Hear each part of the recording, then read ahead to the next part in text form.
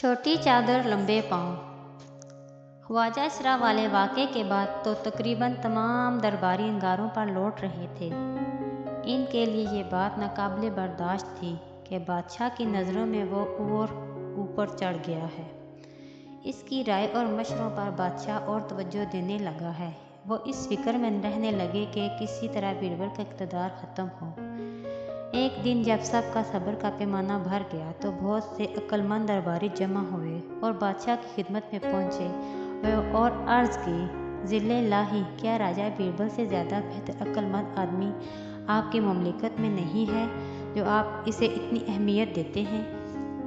اکبر اعظم ان کی یہ حسد بھری باتیں سننے کے بعد بولا، ہمیں بیربل سے زیادہ عقل مند اور قابل آدمی جس دن مل جائے گا ہم بیربل کی جگہ اسے ہی دے دیں گے۔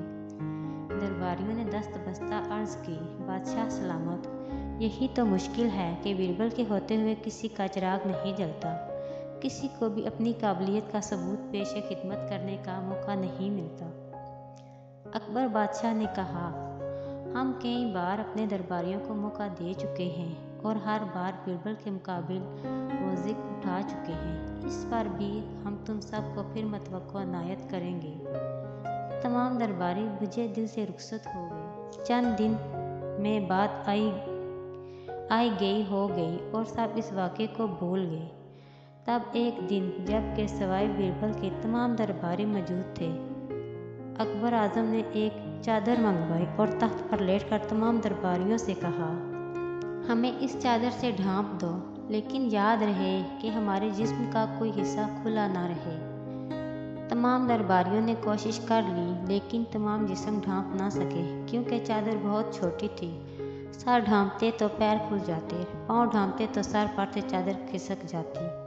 اسی طرح بہت دیر تک کوشش کرتے رہے، کسی طرح بادشاہ کو چادر کے اندر نہ کر سکے۔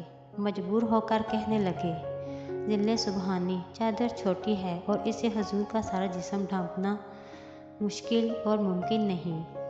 جب سب تھک کر الگ ہٹ گئے تو اکبر اعظم نے بیربل سے پوچھا، کیوں بیربل، تم ہمارا سارا جسم اس چادر سے ڈھانپ سکتے ہو؟ بیربل نے کہا، آپ کے حکم کی تعمیل میرا فرض ہے، بادشاہ سلامت۔ یہ کہہ کر بیربل نے بادشاہ کے پاؤں گھٹنوں پر سے موڑ دیے اور چادر سے بادشاہ کو ڈھانپ دیا۔ یہ دیکھتے ہی درباری بولے، جہاں پناہ، یہ کیا بات ہوئی؟ بیربل نے تو ٹانگیں موڑ دی۔ بیربل نے کہا، پاؤں چادر دیکھ کر ہی پھیلائے جاتے ہیں۔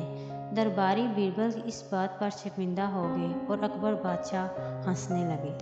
براہ کرم ہمارے چینل کو سبسکرائب کرنا نہ بھولیں اور آنے والی نئی اور تازہ ترین ویڈیوز کے لیے گھنٹی کے نشان کو دبائیں۔ آپ کا دن اچھا گزرے۔